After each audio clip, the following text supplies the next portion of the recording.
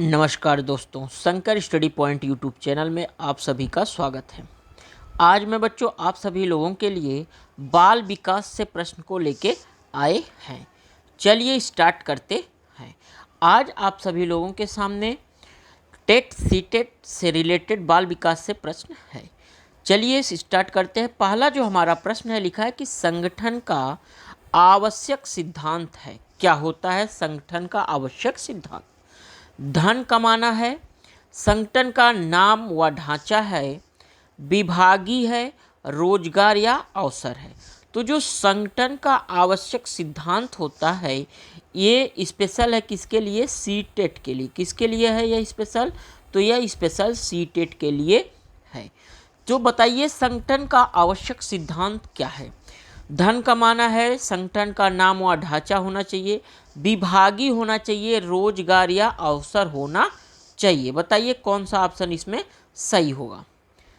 तो इसमें जो हमारा ऑप्शन सही होता है वह ऑप्शन नंबर थर्ड सही होगा। कौन सा सही होगा? ऑप्शन नंबर थर्ड, तीसरा ऑप्शन इसमें सही हो जाएगा। चलिए अगले क्वेश्चन की तरफ चलते हैं।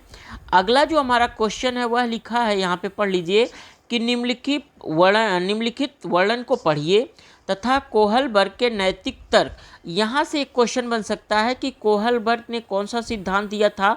तो नैतिक तर्क का सिद्धांत दिया था। अवस्था को पहचानिए, तर्क की अवस्था को पहचानना है।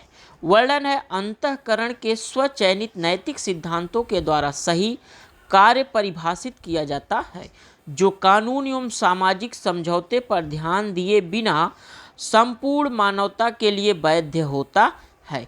तो ये हमारा इतना क्या है, यह हमारा वर्णन दिया गया है। इस पे हमको ऑप्शन में सही करना है, कौन सा सही होगा। चलिए ऑप्शन देख लेते हैं। ऑप्शन यहाँ हमारा है कि सार्वभौम नैतिक सिद्धांत अभिविन्यास, यांत्रिक उद्देश्य अभिविन्यास, सामाजिक अनुबंधन अभिविन्यास, सामाजिक क्रम व्यवस्था अभिविन्यास। तो यहाँ पे देखिए एक चीज़ लिखा है कि जो कानून एवं सामाजिक समझौते पर ध्यान दिए बिना संपूर्ण मानवता के लिए वैध होता है। यहाँ पे हमारा कौन सा ऑप्शन सही होगा? तो इसमें हमारा जो ऑप्शन सही होगा वह सही होगा कि सार्वभौम नैतिक सिद्धांत अभिविन्यास किसके द्वारा दिया गया था? तो यह कोहलबर्ग के द्वारा दिया गया था। कौन सा सिद्धांत? नैतिक सिद्धांत, मैंने पहले ही बता दिया था। तो सार्वभौम नैतिक सिद्धांत अभिविन्यास, इसका पहला आंसर राइट हो जाएगा।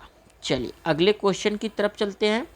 अगला जो हमारा क्वेश्चन है वह लिखा है कि निम्नलिखित में से कौन सा मूर्त संक्रियात्मक अवस्था के प्रमुख कौशलों में से एक है? ये सभी जो पियाजे के जितने भी हैं चारों अवस्थाएं, इसमें से हर साल एक दो क्वेश्चन हमेशा आते हैं। ठीक, तो पियाजे का हमारा क्या है? मूर्त संक्रियात्मक अवस्था है, उसमें से कौशलों में से एक है पूछा है। तो ऑप्शन आप सभी लोगों के सामने है, इसको आप सभी लोगों को बताना है कि कौन सा होगा। तो ये जो मूर्त संक्रियात्मक अवस्था है या संज्ञानात्मक जो अवस्था होती है उसके जनक कौन माने जाते हैं? तो उसके जनक जीन पियाजे माने जाते हैं। कौन माना जाता है?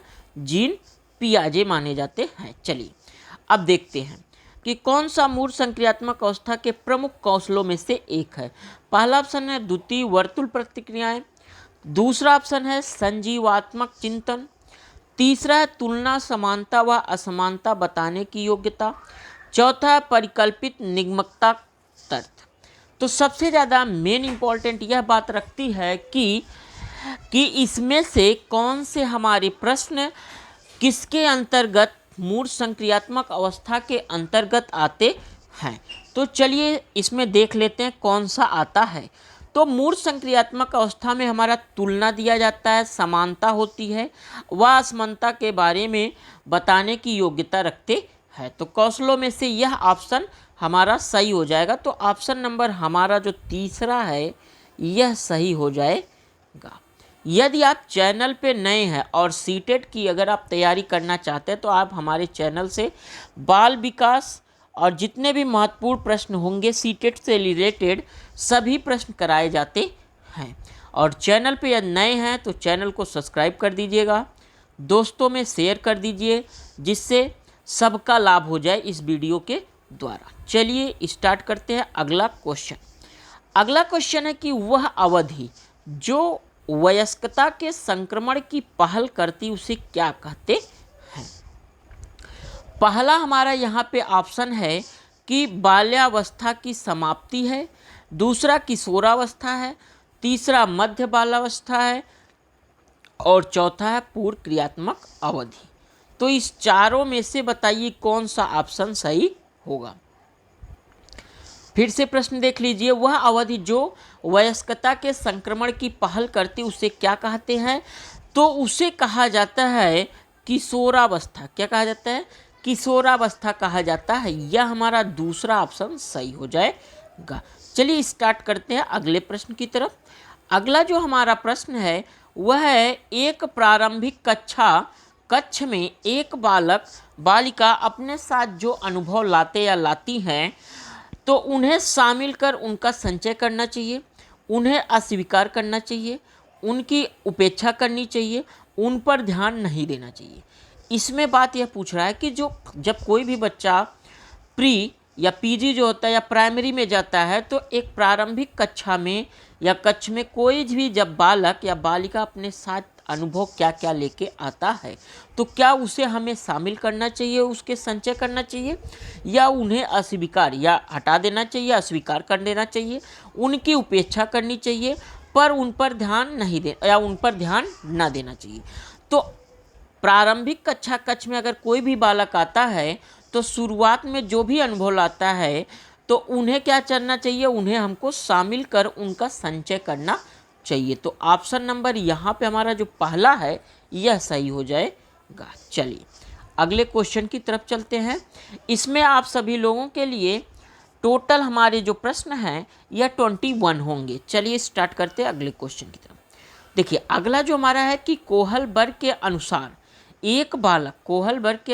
एक बालक के नैतिक विकास के कौन से स्तर में वह नैतिक मूल्यों का आंतरिकरण अभ्यंतरीकरण प्रदर्शित नहीं करता और बालक के नैतिक तर्क बाह्य पुरस्कार और दंड से नियंत्रित रखते हैं। ये वेरी इंपॉर्टेंट कर सकते हो, ये बहुत ही बार पूछा गया प्रश्न है। तो ऑप्शन में इसमें दिख रहा है पूर्व परंपरागत, पश्च परंपरागत और जो हमारा चौथा ऑप्शन है वह सार्वभौमिक नैतिक सिद्धांत। तो इसमें बताइए कौन सा ऑप्शन हमारा सही हो जाएगा। तो इसमें हमारा जो नैतिक तर्क और बाह्य पुरस्कार और दंड से नियंत्रित रखते हैं वह पूर्व परंपरागत में अनुसार आते हैं। तो ऑप्शन नंबर फर्स्ट यहाँ पे हमारा सही हो जाएगा। तो यह किसके अनुसार था? तो यह हमारा कोहल वर्ग के अनुसार। किसके अनुसार था? कोहल वर्ग के अनुसार यह हमारा था। चलिए अगले क्वेश्चन की तरफ चलते हैं। अगला है कि बालक की विवेचना तर्क तार्किक नहीं है और यह अंतर्ज्ञान अंतर्बोध पर आधारित है, ना कि व्यवस्थित तर्क पर। जीन पियाजे के अनुसार संज्ञानात्मक विकास की यह अवस्था कहलाती है। देखिए इसमें सभी अवस्थाएं दी गई हैं, जैसे संवेदीगामक अवस्था है, पूर्व क्रियात्मक काल है, मूर्त क्रियात्मक काल है, औपचारिक क्रियात्मक काल है। चारों ऑप्शन इसमें दिए गए हैं किसके अनुसार कोई भी बालक विवेचना या तर्क तार्किक नहीं है और अंतर्ज्ञान की बात की जा रही है। अंतर्ज्ञान या व्यवस्थित तर्क पर पियाजे के अनुसार संज्ञानात्मक विकास की यह अवस्था कौन सी होगी? तो यह हमारी जो अवस्था होती है पूर्व क्रियात्मक काल के अंतर्गत आती है। ऑप्शन नंबर दूसरा यहाँ पे हमारा सही हो जाता है। इसमें देखिए चारों दिया गया है, संवेदीगामक है, पूर्व क्रियात्मक है, मूर्त क्रियात्मक है, औपचारिक है। ये चारों ऑप्शन दिए गए हैं। ये भी कई बार प्रश्न आपके सीटेट में पूछा गया है और वो भी किस लेवल में? 1 to 5 प्राइमरी लेवल में। चलिए अगले ऑप्शन की तरफ चलते। अगला क्वेश्चन हमारा जो है, अगला क्वेश्चन है कि एक बालक जिसे मानव संपर्क से पृथक बड़ा किया गया प्रायः दीर्घ काल तक अत्यधिक भाषा की कमी को दर्शाता है। अर्थात इसमें बताया जा रहा है कि कोई एक बालक है जिसे मानव के संपर्क से पृथक कर दिया गया है और वह दीर्घकाल बहुत समय के लिए अत्यधिक भाषा की कमी को दर्शाता है।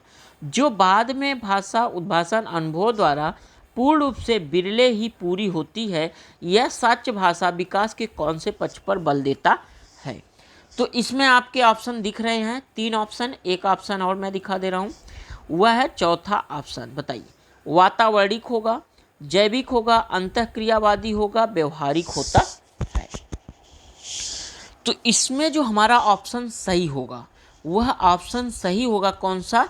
अंतःक्रियावादी। कौन सा? अंतःक्रियावादी। ऑप्शन नंबर तीसरा यहाँ पे हमारा सही हो जाएगा। चलिए अगले क्वेश्चन की तरफ चलते हैं।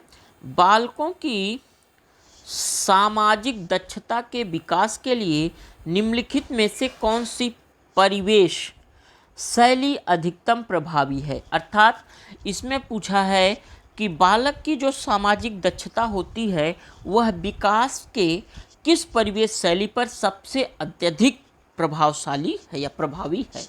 पहला ऑप्शन है अधिनायकवादी, अगला है दूसरा लापरवाह, तीसरा है प्राधिकारिक और चौथा है कृपालु। तो बताइए इसमें कौन सा ऑप्शन हमारा सही हो जाएगा?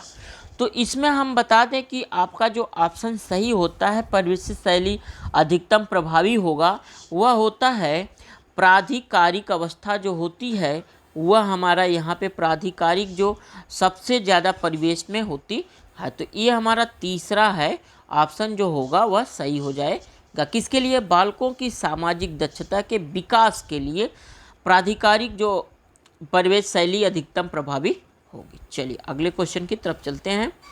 अगला जो हमारा क्वेश्चन है वह है कि विकास से, किससे है? विकास से। विकास में लिखा है कि विकास के संबंध में निम्नलिखित में से कौन सा सार्थक तथ्य है? यह पूर्वानुमान के अनुसार नहीं होता, यह आनुवंशिकी और वातावरण की अंतःक्रिया का परिणाम है, सभी व्यक्ति समान दर से विकास करते हैं, विकास विशिष्ट से सामान्य की ओर अग्रसर होता है। ये आपके प्रश्न है विकास के संबंध में कौन सा इसमें सार्थक तथ्य या सही तथ्य है उसको आप सभी लोगों को बताना है। यह आनुवंशिकी और वातावरण की अंतःक्रिया का परिणाम है। तो यह कौन सा ऑप्शन? ऑप्शन नंबर हमारा जो दूसरा है यह सही है। ऑप्शन नंबर कौन सा यहाँ पे सही हो जाएगा? ऑप्शन नंबर दूसरा यहाँ पे सही हो जाएगा। चलिए अगले क्वेश्चन को देख लेते हैं। अगला है चॉम्स्की। चॉम्स्की के अनुसार भाषा अर्जित करने की एक अंतर्जात क्षमता है जो मानव को जैविक वंशागत के फलस्वरूप प्राप्त अद्वितीय क्षमता को कहते हैं। तो यहाँ पे 3 ऑप्शन दिख रहे हैं। चौथा जो हमारा ऑप्शन है वह है भाषा ज्ञान। कौन सा ऑप्शन है उसको हम चौथा ऑप्शन हमारा यहाँ भाषा ज्ञान। चलिए तो चारों ऑप्शन आप सभी लोगों को हो गया दिख रहा है। इसमें बताइए कौन सा ऑप्शन हमारा सही हो जाएगा? तो इसमें हमारा जो ऑप्शन सही होगा, चॉम्स्की भाषा से रिलेटेड है, सभी लोगों को पता है। तो कौन सा ऑप्शन होगा? इसमें जो हमारा सही होगा ऑप्शन वह होता है भाषा अर्जन साधन या तंत्र। दूसरा ऑप्शन यहाँ पे हमारा सही हो जाएगा। चलिए अगले क्वेश्चन की तरफ चलते हैं। हमको ध्यान रखना है कि चॉम्स्की किसके अनुसार थे? तो भाषा अर्जन और साधन तंत्र से हैं। चलिए अगले क्वेश्चन की तरफ चलते हैं। अगला हमारा क्वेश्चन है विकास के पक्ष से। चलिए विकास के पक्ष क्षेत्र जैसे कि शारीरिक, संज्ञानात्मक, सामाजिक और संवेगात्मक निम्नलिखित में से कौन सी प्रक्रिया से विकसित होते हैं? ऑप्शन है पृथकता से, आंशिकता से, यादृच्छिकता से, समग्रता और सक्रियता या संपूर्णता से। इनमें से कौन सा ऑप्शन सही होगा? विकास के पक्ष की बात की जा रही है जैसे कि शारीरिक है, संज्ञानात्मक है, सामाजिक होता है, संवेगात्मक होता है। तो इसमें जो हमारा ऑप्शन सही होगा वह ऑप्शन सही होगा कौन सा? 4 नंबर का ऑप्शन सही हो जाता है। 4 नंबर ऑप्शन देख लीजिए। इसमें लिखा है कि समग्रता और सक्रियता संपूर्णता से जो होंगे वही ऑप्शन हमारा यहाँ पे सही हो जाएगा। चलिए अगले क्वेश्चन की तरफ चलते हैं। अगला जो हमारा क्वेश्चन है वह है वाइगोस्की के अनुसार। चलिए देख लीजिए, लिखा है कि वाइगोस्की के अनुसार वह कार्य या कृत्य जो बालक के स्वयं के लिए अत्यधिक कठिन है परंतु किसी प्रौढ़ और अधिक कुशल साथी की सहायता से करना संभव हो कहलाता है। तो कौन सा? पहला है निर्देशित सहभागिता, स्कैप फोल्डिंग या पाड़ या ढांचा। ये भी देखिए बहुत बार क्वेश्चन आया, इसको भी इम्पोर्टेंट में कर लीजिएगा। आसन्न विकास क्षेत्र, अंतः व्यक्ति निष्ठता। तो बताइए इसमें कौन सा ऑप्शन हमारा सही होगा? तो वाइगोस्की के अनुसार वह कार्य जो बालक के स्वयं के लिए अत्यधिक कठिन हो परंतु किसी प्रौढ़ या अधिक कुशल साथी की सहायता से करना संभव हो। तो जब भी ऐसे प्रश्न आए या वाइगोस्की के अनुसार आते हैं तो इनको किस पे मारिएगा? इसको स्कैप फोल्डिंग पर मारिएगा। ये हमारा दूसरा ऑप्शन यहाँ पे क्या हो जाएगा? यहाँ पे हमारा दूसरा ऑप्शन सही हो जाएगा। ठीक, चलिए अगले क्वेश्चन की तरफ चलते हैं। अगला हमारा क्वेश्चन है कि प्रगतिशील शिक्षा में बच्चों को किस प्रकार से देखा जाता है। प्रगतिशील बच्चों की बात की जा रही है। तो प्रगतिशील जो होता है, क्या उन्हें खाली प्लेटों के रूप में देखा जाता है? उनके दिमाग में कुछ नहीं है। छोटे वयस्कों के रूप में छोटे वयस्क के रूप में देखा जाता है, या निष्क्रिय अनुकारकों के रूप में देखा जाता है, सक्रिय अन्वेषकों के रूप में देखा जाता है। तो जब भी कोई प्रगतिशील बच्चा है या यहाँ पे क्या लिखा? प्रगतिशील शिक्षा।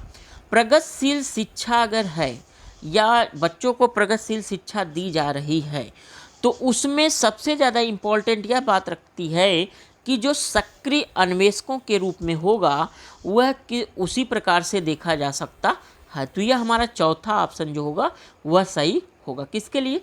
प्रगतिशील शिक्षा में बच्चों को किस प्रकार से देखा जाता है? तो वह सक्रिय या उसमें भाग लेने की वजह से या भाग जो लेते हैं बच्चे वह सक्रिय हों, अर्थात उसमें पढ़ने की उनकी रुचि हो प्रगतिशील शिक्षा में, तो वह सक्रिय अन्वेषक के रूप में देखे जाते हैं।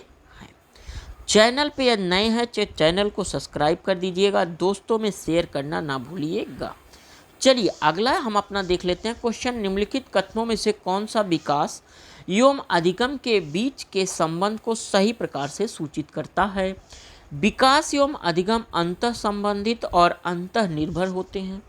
विकास एवं अधिगम संबंधी नहीं हो। अधिगम विकास का ध्यान किए बिना घटित होता है। अधिगम की दर विकास की दर से काफ़ी अधिक होता है। ये चार ऑप्शन है। इसमें से पूछ रहा है कि कौन सा विकास एवं अधिगम के बीच संबंध को सही प्रकार सूचित कर रहा है। सही प्रकार जो सूचित करेगा वही ऑप्शन हमारा सही होगा। किसके किसके? विकास और अधिगम के। तो विकास एवं अधिगम अंतः संबंधित होते हैं और अंतः निर्भर होते हैं। तो ऑप्शन नंबर हमारा फर्स्ट यहाँ पे सही हो जाएगा। कौन सा सही होगा? Option number first. चलिए अगले क्वेश्चन की तरफ चलते हैं। देखिए अगला क्वेश्चन आ गया लेओ वाइगोस्की के अनुसार आधारभूत मानसिक क्षमताओं को मुख्य रूप से किसके द्वारा उच्चतर संज्ञानात्मक प्रतिक्रियाओं में बदला जाता है? किसके अनुसार? लेओ वाइगोस्की के द्वारा। ये भी इम्पॉर्टेंट प्रश्न है। जितने भी इम्पॉर्टेंट प्रश्न हैं उन सभी को आप सभी लोग नोट करते हुए चलिएगा। चलिए देख लेते हैं। इसमें हमारा पहला ऑप्शन है अनुकूलन एवं संगठन, पुरस्कार एवं दंड, सामाजिक पारस्परिक क्रिया, उद्दीपन अनुक्रिया संबंध। तो लेओ वाइगोस्की के अनुसार आधारभूत मानसिक क्षमताओं को मुख्य रूप से किसके द्वारा उच्चतर संज्ञानात्मक प्रतिक्रियाओं में बदला जाता है? तो जो लेओ वाइगोस्की हैं इनके अनुसार सामाजिक पारस्परिक क्रिया जो होती है उस पर प्रतिक्रियाओं को संज्ञानात्मक में बदला जाता, उच्चतर संज्ञानात्मक में बदला जाता। ऑप्शन नंबर तीसरा यहाँ पे सही हो जाएगा। चलिए अगले क्वेश्चन को देख लेते हैं। अगला है एक बच्चा तर्क प्रस्तुत करता है। चलिए ये थोड़ा प्रश्न बड़ा है, एक कई बार प्रश्न आया है, इम्पॉर्टेंट प्रश्न है, वेरी इंपॉर्टेंट है, इसको आप सभी लोग नोट कर लीजिएगा। एक बच्चा तर्क प्रस्तुत करता है कि हिंज की दवाई की चोरी नहीं करनी चाहिए। वह दवाई जो उसकी पत्नी की जान बचाने के लिए ज़रूरी है, क्योंकि यदि वह ऐसा करता तो उसे पकड़ लिया जाएगा और उसे जेल भेज दिया जाएगा। और यह कोहलबर्ग के नैतिक शिक्षा या नैतिक समझ के अनुसार किस अवस्था के अंतर्गत आता है?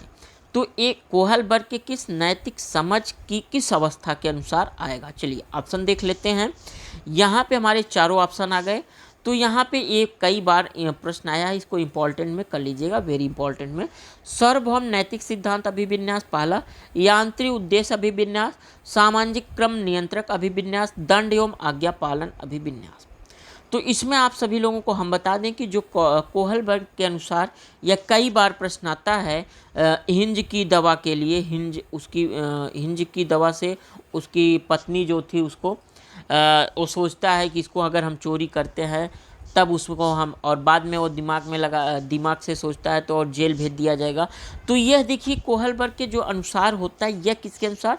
दंड एवं आज्ञा पालन अभिविन्यास। वो सोच लेता है कि उसे अगर ऐसा हम करते हैं, अगर ऐसा हम कर देंगे, हिंज की दवा अगर हम चोरी करते हैं तो हमें दंड होगा या हमें आज्ञा का पालन करना होगा। तो इसमें हमारा जो ऑप्शन सही होता है वो ऑप्शन 4 सही हो जाएगा, और ये कोहलबर्ग के अनुसार है, ठीक, नैतिक समझ के अनुसार। चलिए अगले क्वेश्चन की तरफ चलते हैं। जो बच्चे स्वयं से मौखिक संवाद करते हैं उन्हें लेवास्की क्या कहते हैं? मतलब जो बाल मनोवैज्ञानिक है लेवास्की, इनके अनुसार बताया जा रहा है कि जो बच्चे होते हैं स्वयं से मौखिक संवाद करते हैं तो उन्हें क्या कहते हैं? तो समस्यात्मक वार्ता, अहम केंद्रित वार्ता, व्यक्तिगत वार्ता या भ्रांत वार्ता? बताइए। तो जो बच्चे स्वयं से मौखिक संवाद करते हैं उन्हें हम व्यक्तिगत वार्ता के अंतर्गत रखते हैं। किसके अंतर? व्यक्तिगत वार्ता के अंतर्गत रखा जाएगा। ये भी इम्पॉर्टेंट प्रश्न है। चलिए अगले क्वेश्चन की तरफ चलते हैं। अगला हमारा है लेव वाइगोस्की के अनुसार अधिगम। कौन सा? लेव वाइगोस्की के अनुसार अधिगम की बात की जा रही है, जिसमें ये बताया जा रहा है कि अधिगम क्या है, किसके अनुसार? लेव वाइगोस्की के अनुसार। बताइए।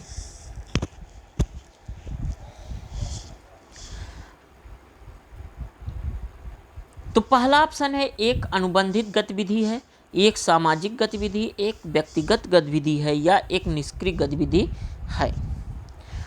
तो ये जो हमारा प्रश्न है लेव वाइगोस्की के अनुसार अधिगम जो होता है वह एक सामाजिक गतिविधि होता है। ऑप्शन नंबर यहाँ पे दूसरा सही हो जाएगा। कौन सा सही होगा? Option number second. चलिए अगले क्वेश्चन की तरफ चलते हैं। शारीरिक शिक्षा, किससे प्रश्न आ गया? शारीरिक शिक्षा से। शारीरिक शिक्षा व खेलों में सबसे प्रभावी जनसंपर्क है। पहला ऑप्शन अभिभावक या अध्यापक सभा, उपकरणों का प्रबंध, प्रतिस्पर्धा कार्यक्रम, रिकॉर्ड्स का रख रखाव। बताइए कौन सा ऑप्शन इसमें सही होगा? तो जो शारीरिक शिक्षा व खेलों में सबसे प्रभावी जनसंपर्क होता है वह अभिभावक और अध्यापक का जो सभा होती है, ऑप्शन नंबर फर्स्ट होता है, वही हमारा यहाँ पे फर्स्ट ऑप्शन क्या हो जाएगा? ऑप्शन नंबर हमारा फर्स्ट सही हो जाएगा। चलिए आज का लास्ट क्वेश्चन देख लीजिए। लास्ट क्वेश्चन लिखा है वृद्धि निम्नलिखित कालों में से किस काल में सबसे अधिक होती है? बात की जा रही किसकी? वृद्धि की। किसकी बात की जा रही है? वृद्धि। वृद्धि की बात की गई है कि किस काल में सबसे अत्यधिक होती है। क्या शैशवावस्था में, बाल्यावस्था में, प्रौढ़ा या उपयुक्त सभी? तो जो वृद्धि होती वह सबसे ज़्यादा किस अवस्था में होती है? तो वह अवस्था होती शैशवा। ऑप्शन नंबर हमारा होगा फर्स्ट। तो इसमें वृद्धि निम्नलिखित में से किस काल में सबसे अत्यधिक होती है या अधिक होती? तो शैशवा काल में सबसे अत्यधिक होती है। तो ये थे आप सभी लोगों के लिए आज बाल विकास से अति महत्वपूर्ण प्रश्न। चैनल पे यदि नए हैं तो चैनल को सब्सक्राइब कर दीजिएगा, दोस्तों में शेयर करना ना भूलिएगा, जिससे उनको भी इस वीडियो का लाभ मिल सके। और आप सभी लोगों को यह वीडियो कैसा लगा कमेंट में बताना ना भूलिएगा। जाएगा। Thanks for watching. नमस्कार दोस्तों, Shankar study point YouTube channel में आप सभी का स्वागत है। आज मैं आप सभी लोगों के लिए बाल केंद्रित शिक्षा से कुछ महत्वपूर्ण प्रश्न को लेके आए हैं। चलिए स्टार्ट करते हैं। चैनल पे नए हैं तो चैनल को सब्सक्राइब कर लीजिएगा। चलिए देखते हैं। पहला प्रश्न यहाँ पे हमारा है कि इकाई योजना के प्रतिपादक हैं कौन है। स्किनर है, हर्बर्ट है, जॉन डीवी है, विलियम किलपैट्रिक है। आपको बताना है कि इकाई योजना के प्रतिपादक कौन है। ये टेट और सीटेट के लिए इम्पॉर्टेंट है। किसके लिए? टेट और सीटेट के लिए महत्वपूर्ण है। चलिए देख लेते हैं कि इकाई योजना के प्रतिपादक कौन है। तो अगर हम बात करें इकाई योजना के प्रतिपादक की, तो इकाई योजना के प्रतिपादक हर्बर्ट है। कौन है? हर्बर्ट एक मनोवैज्ञानिक हैं। वह इकाई योजना के प्रतिपादक हैं। किसके? इकाई योजना के। चलिए अगले क्वेश्चन की तरफ चलते हैं।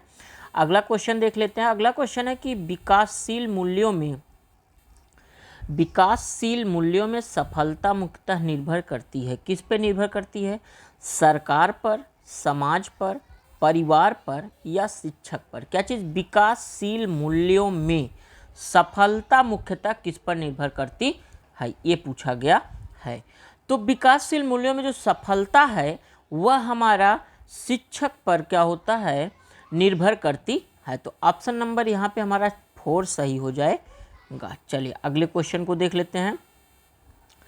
अगला हमारा क्वेश्चन है कि अभिवृत्ति समप्रत्यय है। अभिवृत्ति समप्रत्यय है, क्या वह संज्ञान परक है, क्रियापरक है, संवेगात्मक है या ये सभी है। आपको बताना है कि अभिवृत्ति समप्रत्यय है तो क्या इसमें तीनों हो सकते हैं या एक हो सकता है। तो बताइए कौन सा इसमें ऑप्शन सही होगा। तो इसमें अभिवृत्ति जो संप्रत्यय है इसमें संज्ञान परक भी होता है, क्रियापरक भी होता है, संवेगात्मक भी होता है। तो ये तीनों हमारे कैंसिल हो जाएंगे। हमारा कौन सा सही होगा? ऑप्शन नंबर 4, ये सभी। ठीक, तो अभिवृत्ति संप्रत्यय कौन से होते हैं? तीनों होते हैं। चलिए अगले क्वेश्चन की तरफ चलते हैं। अगला जो हमारा क्वेश्चन है वह है कि भूख और प्यास है। भूख और प्यास है। चैनल पे यदि नए हैं तो चैनल को सब्सक्राइब कर दीजिएगा, दोस्तों में शेयर कर दीजिए, जिससे ये सभी वीडियो सभी दोस्तों के पास पहुंच सके। जो तैयारी करने वाले बच्चे हैं वे सभी देख सकें। ठीक, क्वेश्चन है कि भूख और प्यास है, क्या व्यक्तिगत प्रेरक है या जन्मजात प्रेरक है, सामाजिक प्रेरक है या अर्जित प्रेरक है। आपको बताना है कि भूख और प्यास क्या है। तो अगर हम बात करें भूख और प्यास की, तो जो भूख और प्यास होता है वह हमारा जन्मजात होता है। क्या होता है? जन्मजात प्रेरक होता है। क्या होगा? जन्मजात। क्योंकि जो हमको भूख लगती है वह जन्म से ही, प्यास भी हमको जन्म से, तो इसलिए हमारा जन्मजात प्रेरक ऑप्शन दूसरा यहाँ पे सही हो जाएगा। चलिए अगले क्वेश्चन को देख लेते हैं। अगला क्वेश्चन हमारा है कि पूर्वाग्रही किशोर या किशोरी अपनी ... या ब्लैंक स्थान है, खाली स्थान के प्रति कठोर होंगे। समस्या होगी, यहाँ क्या भरना है ये पूछ रहा है। ठीक है, यहाँ पे ब्लैंक स्थान पे क्या भरा जाएगा। पूर्वाग्रही किशोर या किशोरी अपने के प्रति कठोर होंगे। जीवन शैली, संप्रत्यय, वास्तविकता। तो बताइए इसमें कौन सा ऑप्शन हमारा सही होता है। तो इसमें हम बताएं तो आपका जो ऑप्शन सही होगा, पूर्वाग्रही किशोर किशोरी अपनी समस्या के प्रति कठोर होते हैं। अपनी समस्या के प्रति कौन सा ऑप्शन सही होगा? ऑप्शन नंबर 1 यहाँ पे क्या हो जाएगा हमारा? सही हो जाएगा। समस्या के प्रति कठोर होंगे। चलिए देख लेते हैं अगला क्वेश्चन। अगला क्वेश्चन है कि मनः स्नायु विकृति के रोग का लक्षण है। ठीक, मनः स्नायु विकृति के रोग का लक्षण है। क्या भय है, आशंका है, रोग है, कष्ट है। तो इसमें आपको बताना है कि जो मनः है वह स्नायु विकृति के रोग का लक्षण क्या होगा। तो मनः स्नायु विकृति के रोग का जो लक्षण होता है वह आशंका होती। क्या होती है? आशंका होती है। ऑप्शन नंबर यहाँ पे हमारा दूसरा क्या हो जाएगा, सही हो जाएगा। चलिए अगले क्वेश्चन को देख लेते हैं। अगला क्वेश्चन है कि अधिगम का शिक्षा में योगदान है। किसमें? अधिगम का शिक्षा में योगदान है। चलिए देख लेते हैं। अधिगम का शिक्षा में योगदान है क्या? व्यवहार परिवर्तन में, नवीन अनुभव प्राप्त करने में, समायोजन में, या हमारा इनमें से सभी में। तो आपको बताना कि जो अधिगम का शिक्षा में योगदान है वह व्यवहार परिवर्तन में होता है, या नवीन अनुभव प्राप्त करने में होता है, समायोजन में होता है, इनमें से सभी में होता है। तो हमारा जो अधिगम शिक्षा में योगदान करता है वह हमारा व्यवहार भी होना चाहिए, नवीन अनुभव प्राप्त करना चाहिए, समायोजन भी होना चाहिए। अर्थात ये तीनों हमारे क्या हो जाएंगे, कैंसिल हो जाएंगे, और चौथा ऑप्शन हमारा क्या हो जाएगा, यहाँ पे सही हो जाएगा, क्योंकि इसमें लिखा है इनमें से सभी। तो चौथा ऑप्शन यहाँ पे हमारा करेक्ट हो जाता है। चलिए अगले क्वेश्चन की तरफ चल लेते हैं। अगला हमारा क्वेश्चन जो है वह है, आधुनिक युग में मानसिक स्वास्थ्य पर किसका सबसे बुरा प्रभाव पड़ता है? चलिए देख लीजिए, शॉर्टकट कर देना है, 1 सेकंड बस। चलिए देखिए, आधुनिक युग में मानसिक स्वास्थ्य पर किसका सबसे बुरा प्रभाव पड़ता है? ऑप्शन है शिक्षा का, जीवन की अस्थिरता का, आराधना का, भौतिकता का। बताइए कौन सा ऑप्शन यहाँ पे सही होगा। आधुनिक युग में मानसिक स्वास्थ्य पर किसका सबसे बुरा प्रभाव पड़ता है? तो वह जीवन की अस्थिरता का पड़ता है। तो कौन सा ऑप्शन, दूसरा ऑप्शन यहाँ पे हमारा सही हो जाएगा। कौन सा सही होगा? Option number second. ठीक, चलिए अगले क्वेश्चन की तरफ चलते हैं। लिंग का निर्धारण होता है किसके द्वारा? लिंग का निर्धारण किसके द्वारा होता है? एक बार आप सभी लोग Shankar study point YouTube channel को सब्सक्राइब कर दीजिए, दोस्तों में शेयर करना ना भूलिएगा। या चैनल पे नए हैं तो सब्सक्राइब करके जाइएगा। ठीक, चलिए तो क्वेश्चन है अगला कि लिंग का निर्धारण होता है माता द्वारा, पिता द्वारा, माता पिता दोनों द्वारा, या इनमें से कोई नहीं। तो बताइए कौन सा इसमें ऑप्शन होता है। लिंग का निर्धारण, लिंग का जो निर्धारण है वह किसके द्वारा होता है? तो लिंग का जो निर्धारण होता है वह हमारा पिता द्वारा होता है। किसके द्वारा? पिता द्वारा होता है। ऑप्शन नंबर यहाँ पे कौन सा सही होगा? सेकंड सही हो जाएगा। तो ये आज थे आप सभी लोगों के लिए बाल केंद्रित शिक्षा से कुछ महत्वपूर्ण प्रश्न। चैनल पे यदि नए हैं तो Shankar study point YouTube channel को सब्सक्राइब करना ना भूलिएगा। Thanks for watching.